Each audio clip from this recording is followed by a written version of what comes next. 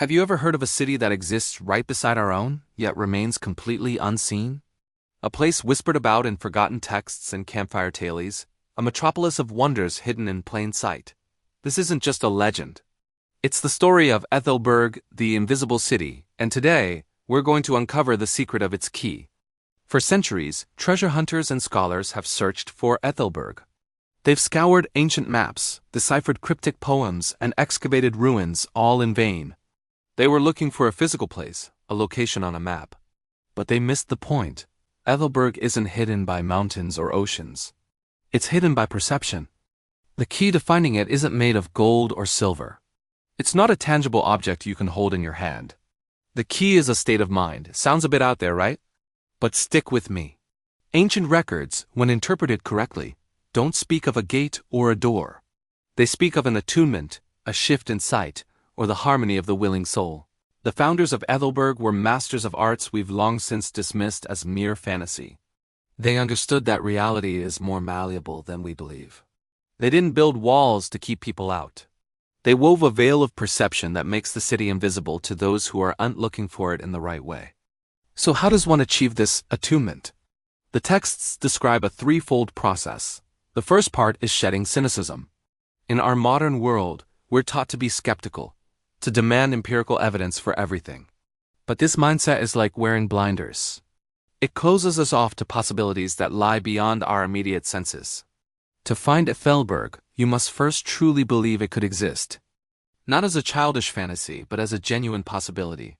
It requires an open heart and a willingness to wonder. The second part is observation, not just looking, but truly seeing. Think about your daily commute. How much of it do you actually notice? The cracks in the pavement, the specific shade of green on a leaf, the way light reflects off a window at a certain time of day. The architects of Ethelberg embedded its presence in these mundane details.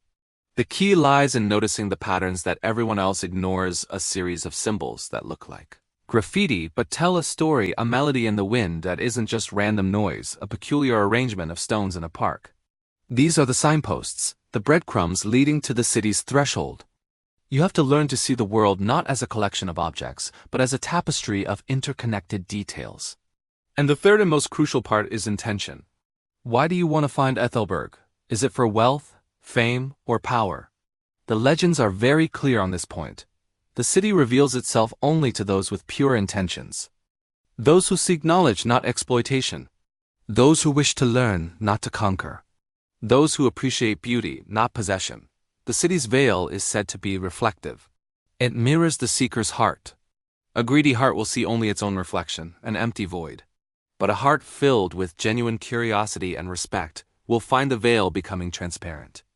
Imagine standing in a bustling city square, a place you've walked through 1,000 times, but this time, it's different.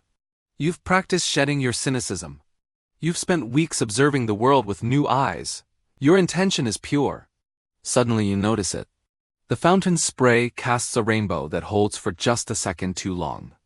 The pigeons on the ground aren't scattered randomly. They form a perfect spiral. The hum of the crowd harmonizes into a chord. You focus on these details, holding them in your mind. You follow the spiral. You walk towards the rainbow. You hum along with the chord. And slowly, like a mirage solidifying in the desert heat, the world begins to shimmer. The familiar gray buildings thin out, becoming translucent. Through them, you see spires of crystal that sing with the light. You see gardens where the flowers change color with your mood. You see people clad in fabrics that seem woven from starlight. You haven't moved an inch, but you've crossed a universe. You've found Ethelberg. You've used the key. This isn't a treasure map to a lost city of gold. It's an invitation to change the way you interact with the world around you. The key to the invisible city isn't a thing you find.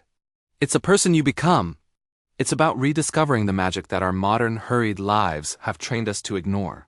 It's about realizing that the greatest mysteries aren't in some distant land, but are hidden right here in plain sight, waiting for us to finally learn how to see. So next time you're outside, take a moment. Put your phone away. Look up, listen. What patterns do you see? What sounds do you hear? What wonders are hiding just beyond the veil of the ordinary? The key is already in your possession.